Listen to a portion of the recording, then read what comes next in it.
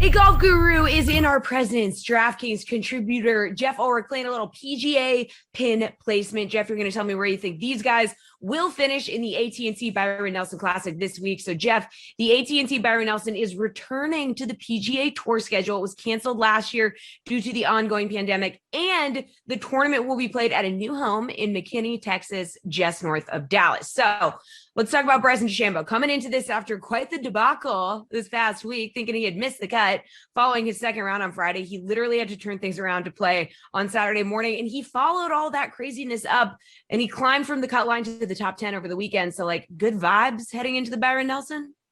Yeah, what do you mean debacle? I mean, he just wanted to go home for a little workout in Dallas or wherever he lived, Jessie. It wasn't a big deal. Just flew the private jet there and back. So, Easy. Yeah, a little Monday morning speculation on Bryson. I mean, it was a pretty interesting week, obviously. He ended up finishing T9 for the week after basically going home and thinking he had not made the weekend. But you look at his performance, it was a weird one. I mean, he gained 7 strokes putting, gained 3 strokes around the green, but he lost 5 strokes on his approaches. Now, if Bryson's scoring clubs are going, he can score anywhere. So I think that he'll probably figure the irons out a little bit this week. I'm not going to peg him in for a win because I'm just not sure if he's quite there with the sharpness with those clubs, but definitely not going to count him out either. I know some people might be looking for a regression, but I'm going to say that, Bryson probably challenges for the top 10 again. I'm going to give him a very similar position. I'm going to give him a T8 and say he improves by 1 position this week.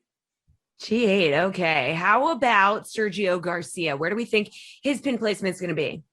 Yeah, Sergio is definitely a little bit harder to figure out here. A lot of people had him pegged as a bit of a sleeper coming into the Masters. Missed the cut there. Missed the cut at the RBC Heritage, where he lost 4 strokes on his approaches.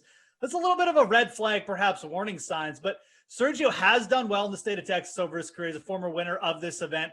I'm going to peg Sergio for a bit of a bounce back. Nothing too crazy. We're going to give him a T30 this week. Sergio's still really struggling with the putter. He hasn't gained strokes putting in about 8 events now as well. So I'm not sure if he's going to have those scoring clubs going, but I think he'll bounce back with his best clubs, which are his irons. I'm going to say he makes the cut. T30, kind of a meh week. All right, how about Jordan Spieth returning to the field for the first time since finishing T3 at the Masters? What do we think? Yeah, Jordan Spieth is really interesting this week. Obviously, he's coming in, obviously T3 at the Masters, win at the Valero. Dude was just racking up top 5s like there were nothing at the beginning of the year. I mean, he was gaining, 5-6 strokes on his approaches every time out. He hasn't played since the Masters. So are we going to get like this little bit of a dip like we got with some guys like Will Zalatoris last week? This is a bit of a hometown event for Jordan Spieth, but he's never finished inside the top 20 at this event. He's never really kind of risen to the pressure. It is a new course with TPC Craig Ranch, but I'm going to say Spieth, he doesn't do anything crazy like miss the cut, but I am going to say he finishes T25 this week. I think it's going to be a bit of a slow week. Again, you take that much time off competitive practice. He played so much at the beginning of the year. It's probably just going to be a bit of a rust thing, but I think Spieth will still make the weekend for us. He's just playing too good. Okay, a guy who's really exciting to talk about, Will Zalatoris. He is a Dallas native. He was the runner-up at the Masters, obviously. He first played Byron Nelson as a pro in 2018. Geoff, Zalatoris missed the cut at the Wells Fargo Championship. That was his first early exit since November. Does he bounce back here?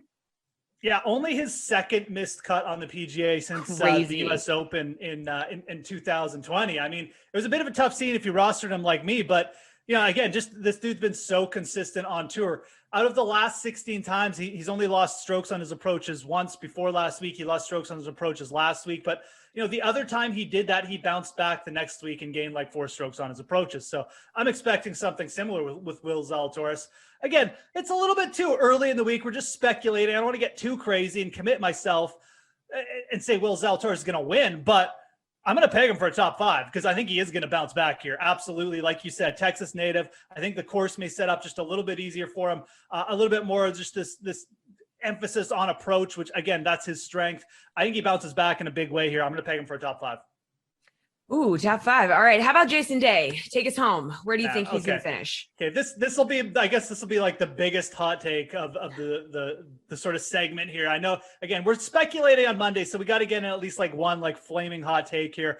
Jason Day coming in off of Masters where, everyone was using him as a value. He missed the cut terribly. He wasn't close. Missed the cut again last week, but you look at what he's been doing his ball striking hasn't been that bad. He gained, like 7 strokes ball striking at the Players Championship where he was T35. He gained strokes ball striking last week, even though he missed the cut. He had a bad week on the greens. Jason Day will figure his putter out eventually. The dude is just too good a putter not to. His around the green game is still working fine. I think Jason Day bounces back in a big way here.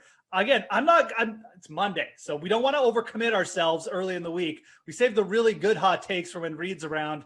But I'm going to peg Jason Day for a top 5 too. I think he really bounces back here. He was second at this event back in, I believe it was 2017. He's played well in Texas over his career as well. But I think this is the kind of event Jason Day can bounce back, get a big finish. I think a big finish is coming for him, even though it looks a little bit strange on the score sheet right now with those missed cuts. I think Jason Day bounces back. I'm going to peg him for a top 5 here.